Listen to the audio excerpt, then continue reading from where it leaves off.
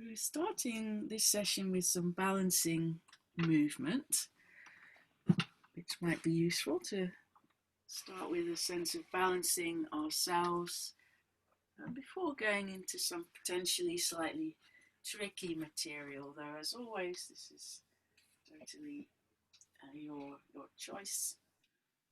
Topic today is working with anger or another challenging emotion.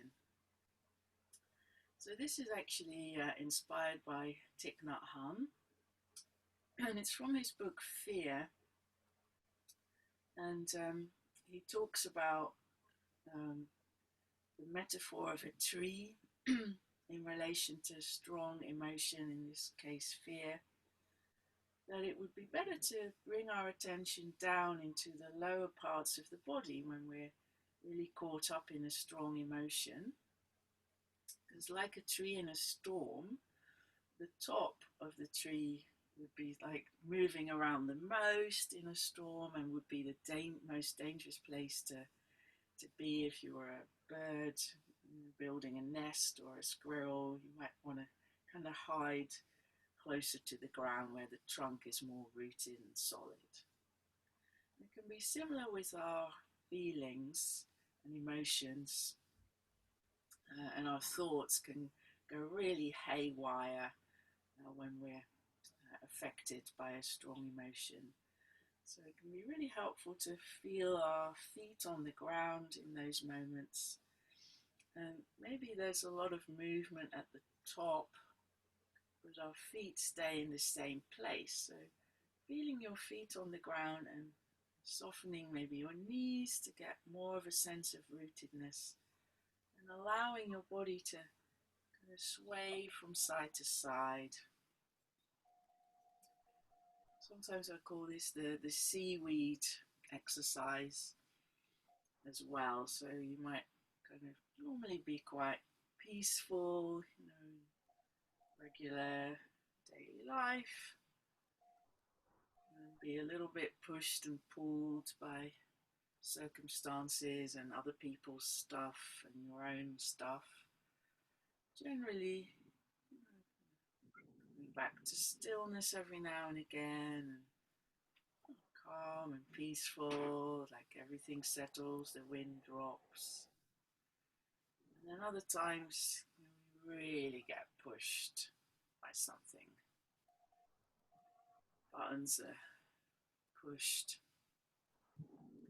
And it might be this feeling of just being thrown about like a hapless tree in a storm or a hurricane.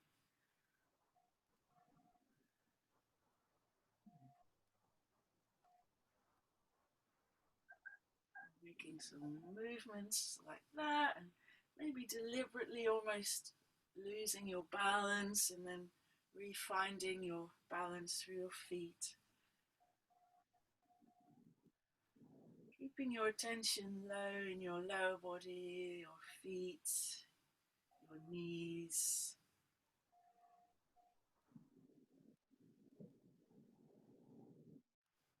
Maybe kind of shaking out some tension in your shoulders whilst we're doing this. Neck.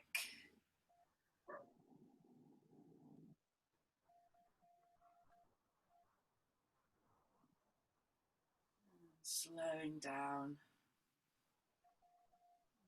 Finding balance through your feet so that you're not being pulled sideways or forwards or backwards.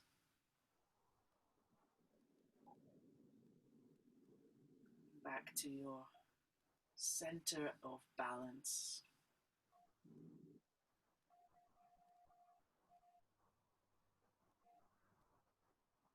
And then coming to sitting or lying down for this slightly longer rain practice. It'll probably be 10 to 15 minutes of sitting. So if you need a chair or a lying down pose, that's of course totally fine.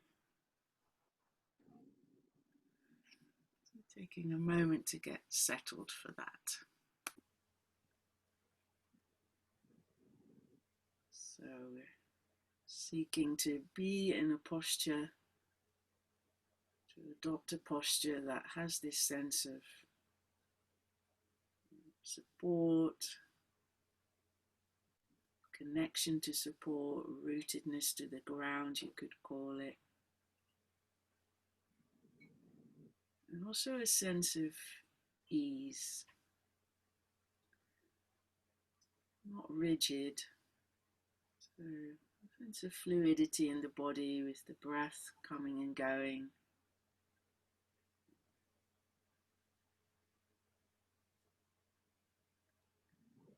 And very helpful during a practice like rain,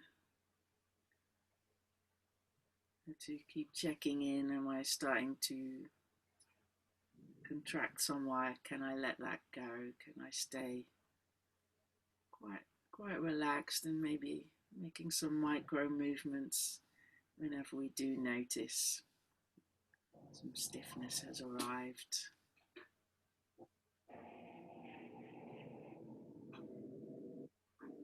This is definitely an embodied practice. One frame, additional frame I'd like to bring to this is that when anger arises in us, we tend to do something with our body.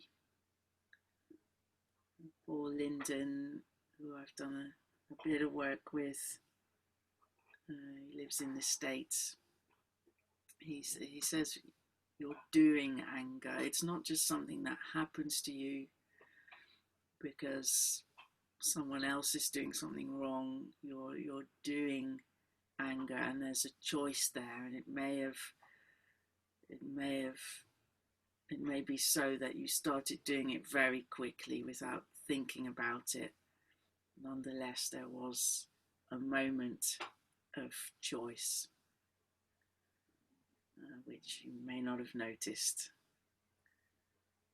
So that's where this pause, this valuable pause could be, this mindfulness. Like, can we notice that moment when we start to do anger, we start to do fight or flight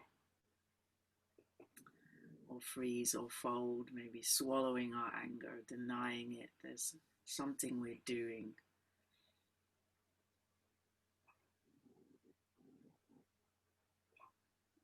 So paying attention to the body in this practice is possibly going to give us some insights into how we do anger, how you do anger, how I do anger.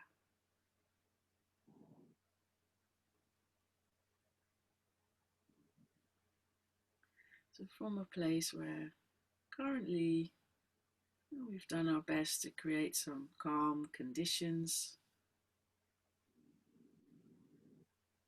we can then invite into our mind an idea or a memory of a situation that would make us angry or that has made us angry. And it's probably more kind of real and alive if it's a recent memory, a recent example.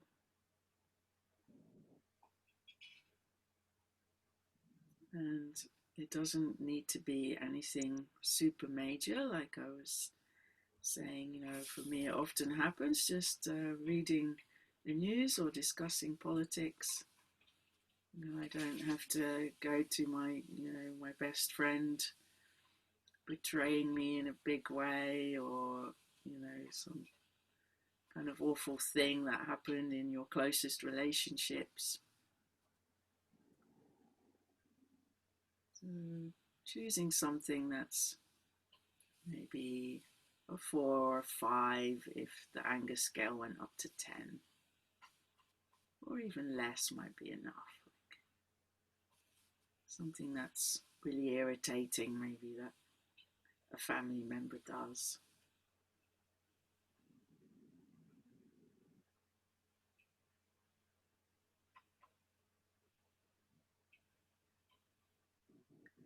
And then bring to mind this person or the situation,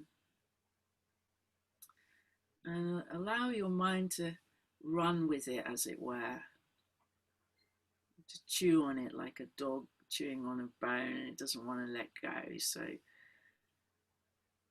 maybe you go into a bit of a rant about it internally.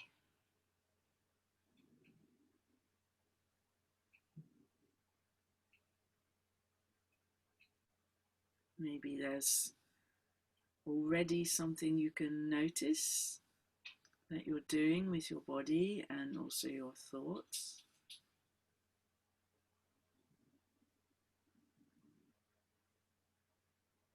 How might you be doing anger?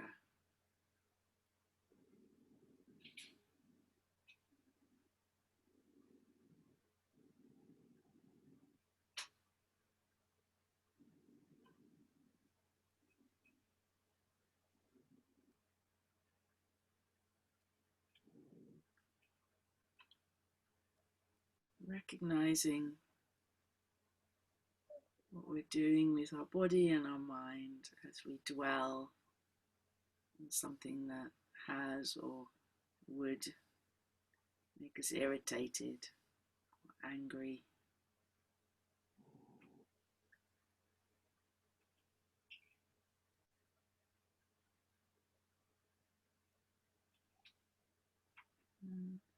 You can check your whole body, doing like a mini body scan, and you may have to bring some element of this idea or this situation or this memory back, like a face of the person in question,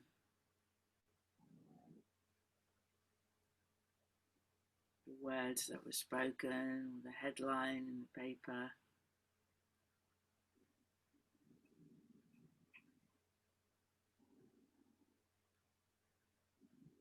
Noticing what, if anything, you can detect you're doing with your body,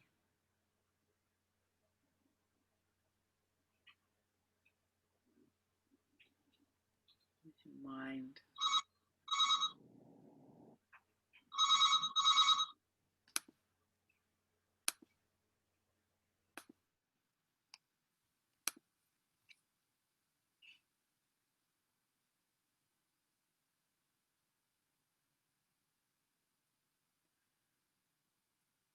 Recognizing, and we've allowed it a little bit for a while, kind of, so that we can investigate a little bit, what am I doing?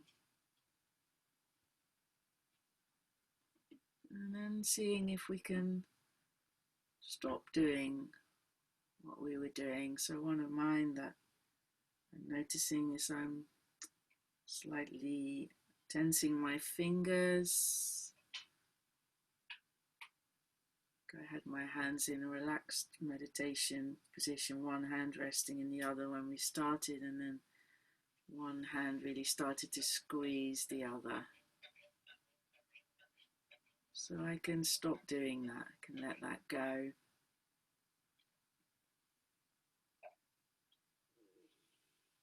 I don't have to be that particular body of anger. I don't need to make fists.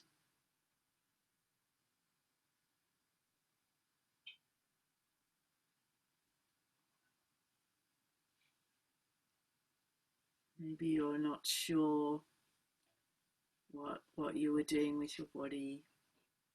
Maybe you didn't notice anything in particular. Still, you could check, can I relax a bit more somewhere? Can I relax my belly? Maybe relaxing your tongue inside your mouth.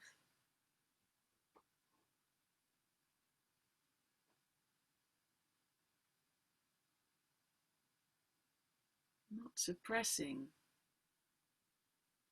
simply undoing that embodied response, the doing of the anger.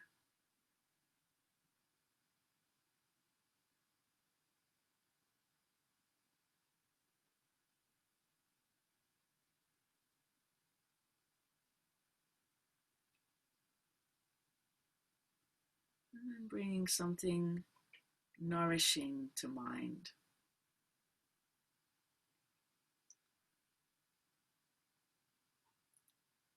So if we were now to do something about this situation, or we were going to speak to this person from a more relaxed, embodied state, what could support us to do this? So we could maybe express our anger, stand up for injustice or whatever it is, from a calm embodiment. And could there be something that in addition would nourish you in that situation, would help you to maybe be assertive, or would help you to pause and remain calm?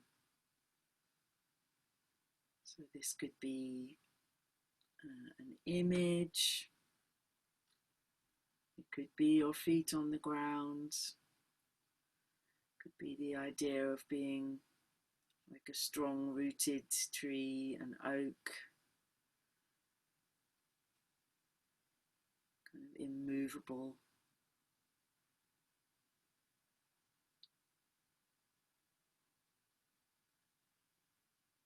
It could be to simply stay with your breathing. It could be imagining an ally with you, a person or an animal, or a spirit.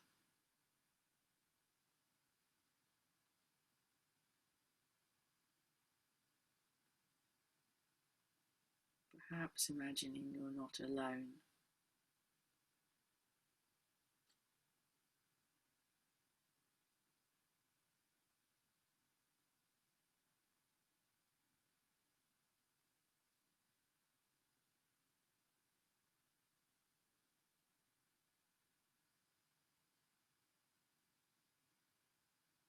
And from this possibly more relaxed place, with a sense of extra support, the N from rain, the nourishment,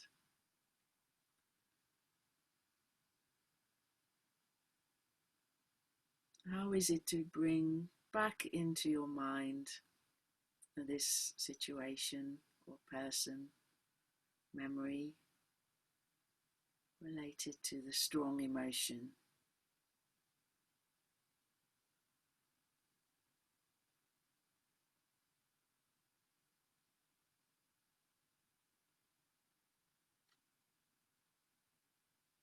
With your support, with your ally, relaxed body.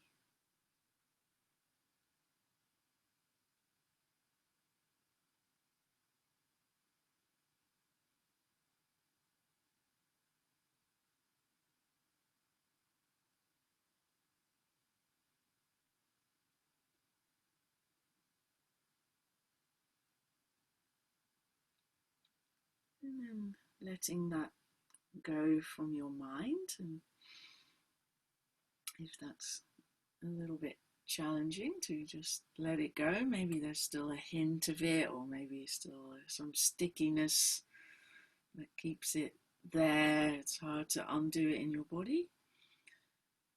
And you might like to stand up, you might like to do this anyway. Quite nice to move after sitting again. Have a little bit of a shake, shaking our hands, our arms, a bit of a jiggle.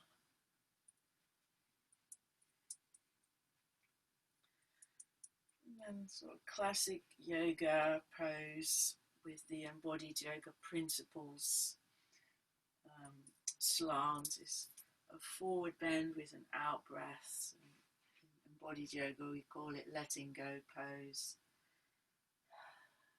Letting it go, breathing out.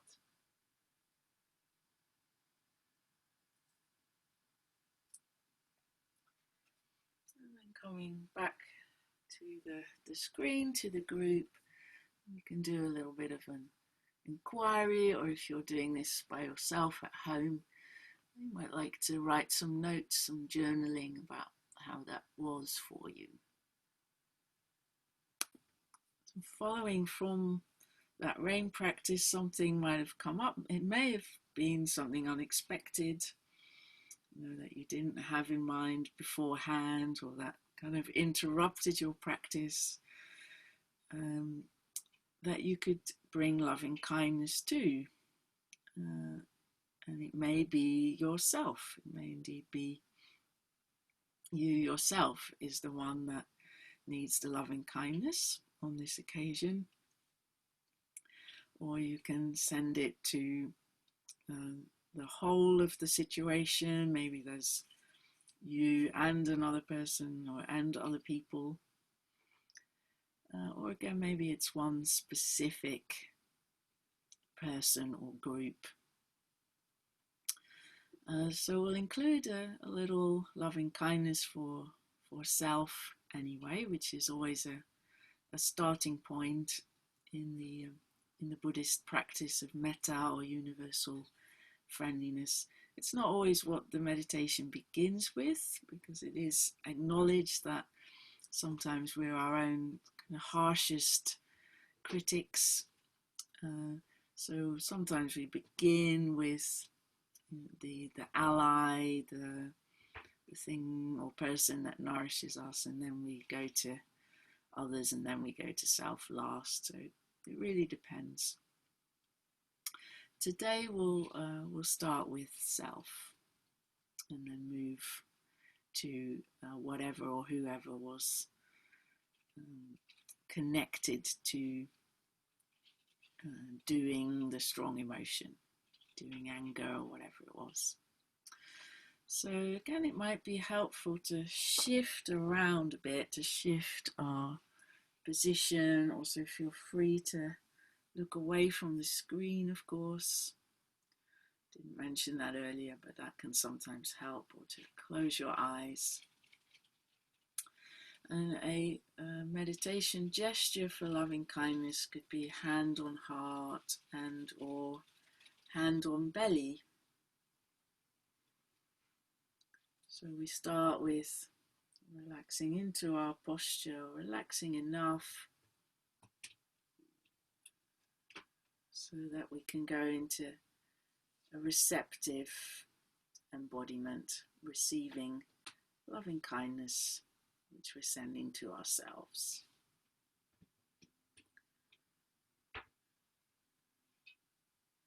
The receptive embodiment does have a sense of relaxation with it, or it's certainly helpful. So maybe a soft belly on the in-breath, and then a kind of releasing encouragement of releasing around the breastbone and the upper chest. I sometimes find it beneficial to rub my hand, press my breastbone a little bit as I breathe out.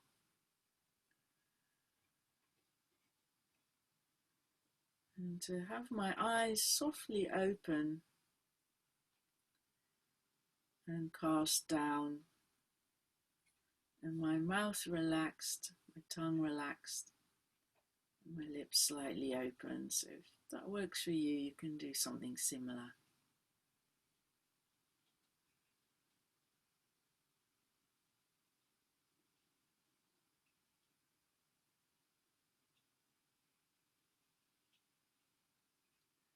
And then the phrase, which you may like to change to something a bit different. The phrase could be, may I be kind to myself. May I be kind to myself.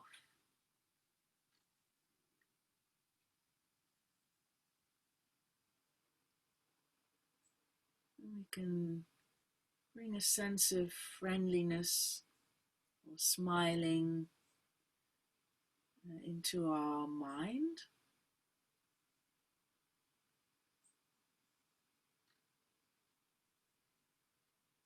So that might have an effect on our eyes,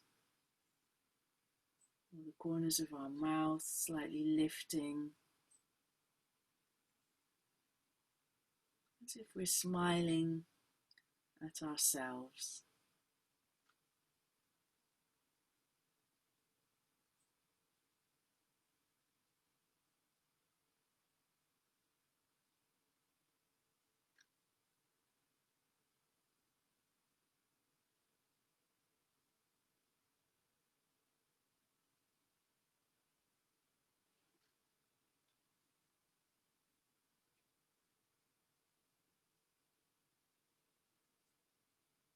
May I see myself through kind eyes.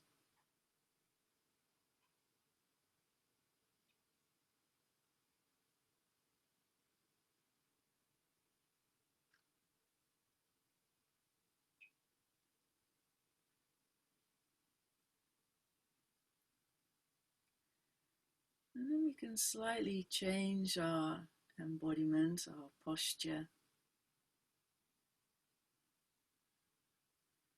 Perhaps sitting a little more upright if it's comfortable. Slightly lifting our head and chest a little bit. And placing our hands palms up on our lap or on the floor if you're lying down, so a more open gesture. And then bringing to mind again the person or people or situation that we're working with.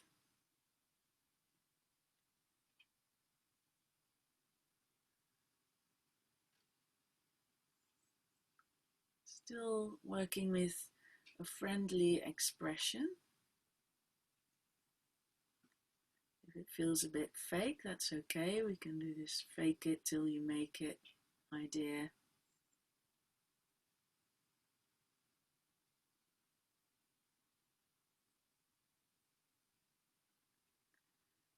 And then saying in our own way something like, may I see this person or this situation with kind eyes.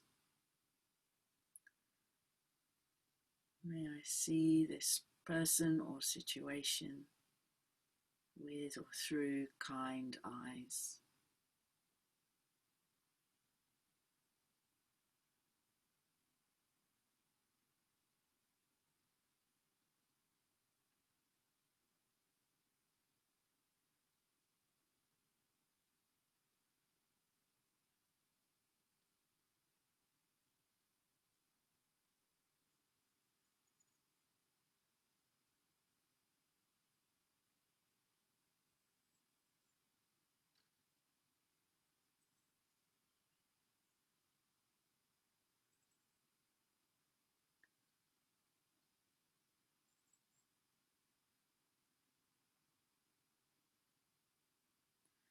And then maybe some other phrase or wish.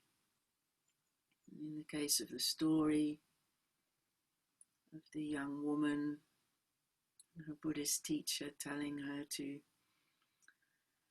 hit her assailant with an umbrella whilst having kindness in her heart.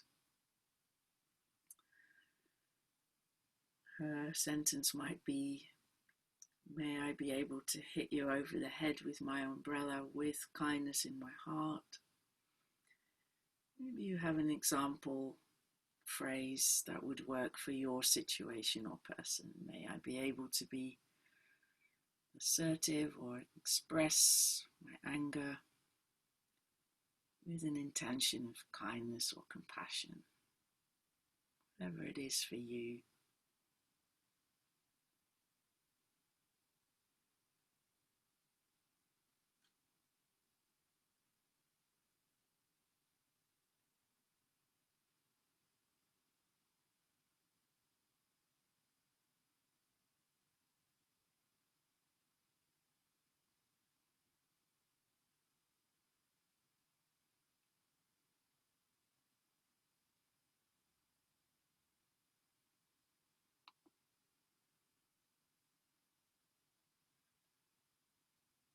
Lovely. And then we can finish the practice by coming to neutral, sitting or standing, so upright, balanced, relaxed.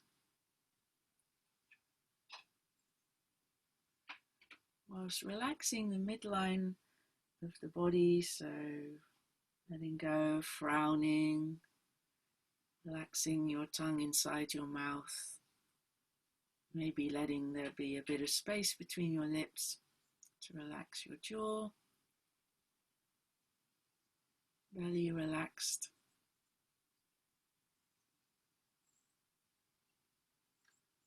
Basically recentering ourselves.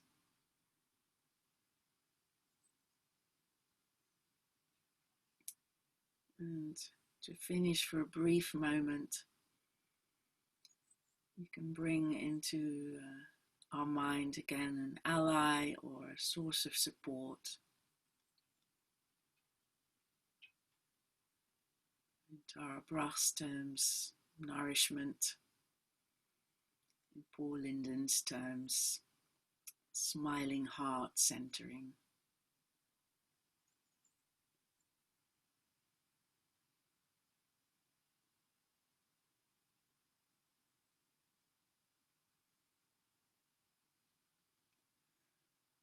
Noticing how you are.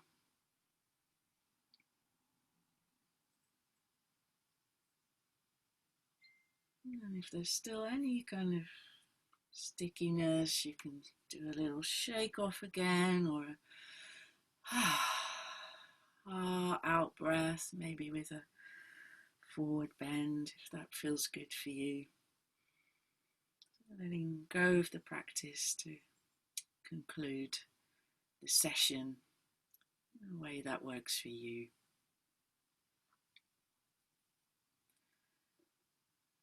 Perhaps setting an intention to remember the insights, to maybe remember that we can pause, that we can stop doing the body of fear or anger as and when it's appropriate, as and when we remember to, as and when we notice. And perhaps being able to more skillfully navigate the next time that this kind of situation arises or we encounter this person.